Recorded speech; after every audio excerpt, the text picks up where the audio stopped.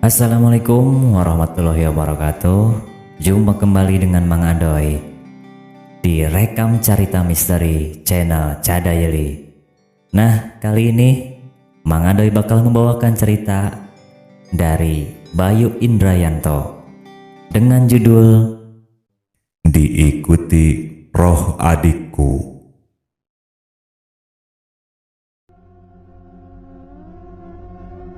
Agama selama ini mengajarkan kepada kita untuk tidak durhaka kepada orang tua, terutama pada ibu yang mengandung kita selama 9 bulan lamanya.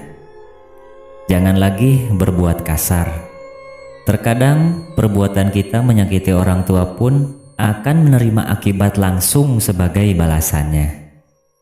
Peristiwa ini kualami beberapa tahun yang lalu. Waktu itu aku masih ingat kalau aku sudah duduk di bangku kelas 3 SMU. Sebagai anak yang menginjak remaja, sudah barang tentu aku banyak bergaul dengan teman-teman dari berbagai kalangan. Tak jarang karena pergaulanku yang menyebabkan aku menjadi anak yang semau gue dan bersikap masa bodoh terhadap orang tua. Omelan atau kemarahan orang tua sering kuanggap angin lalu. Toh, aku tidak melakukan hal-hal yang dilarang agama. Selama ini, kenakalanku hanya sebatas sering terlambat pulang karena asik nonton film rame-rame bersama teman atau sekedar kongkow di mall. Namun, yang namanya orang tua tetap akan merasa khawatir akan perbuatan anak gadisnya yang sudah menginjak remaja. Akhirnya terjadi suatu peristiwa yang membuatku sadar tentang apa yang kulakukan selama ini.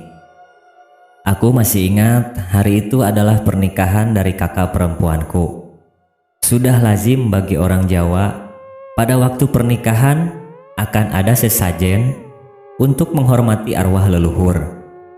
Namun, karena tindakanku yang ceroboh tanpa sengaja, aku menyenggol nasi tumpeng yang digunakan untuk selamatan. Brak! Suara tumpeng yang tersusun rapih terjatuh.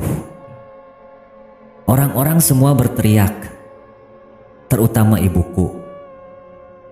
Ibuku sampai menangis melihat apa yang terjadi.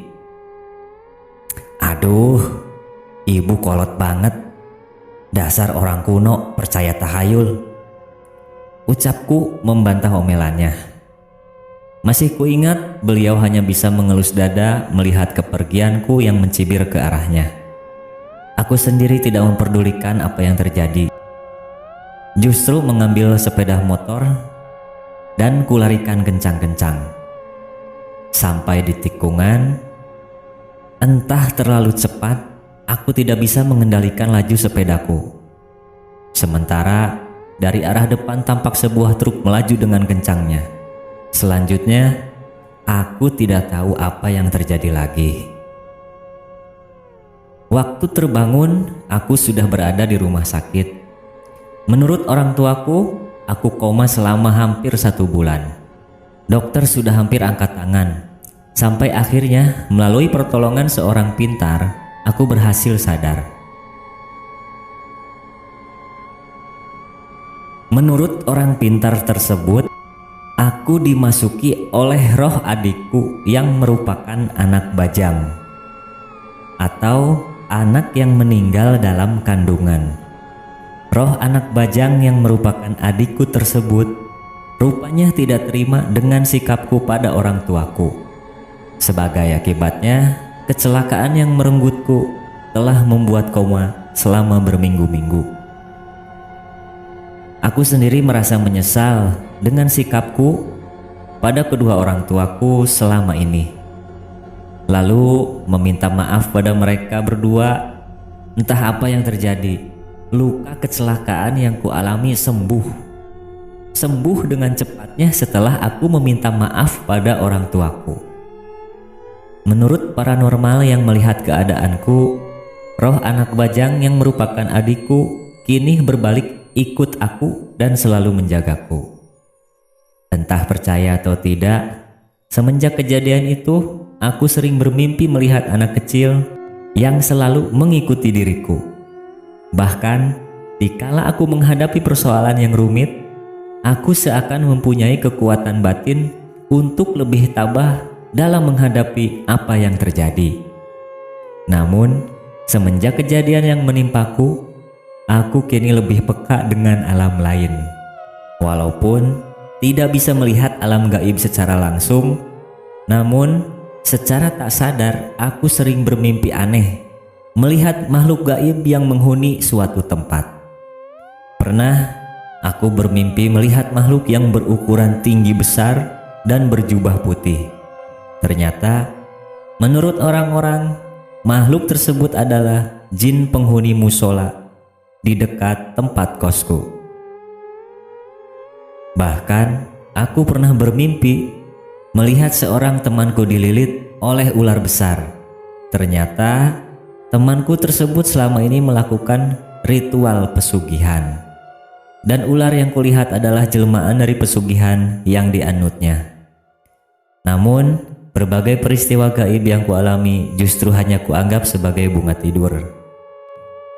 Aku hanya bisa mengirim doa kepada roh anak bajang dan adikku yang mengikuti diriku. Semua aku kembalikan pada Tuhan. Apakah itu anak bajang, atau khodam pendamping, atau jin yang menyamar sebagai roh? Aku hanya bisa pasrah sama Tuhan, sebab hanya Dia yang tahu segala-galanya.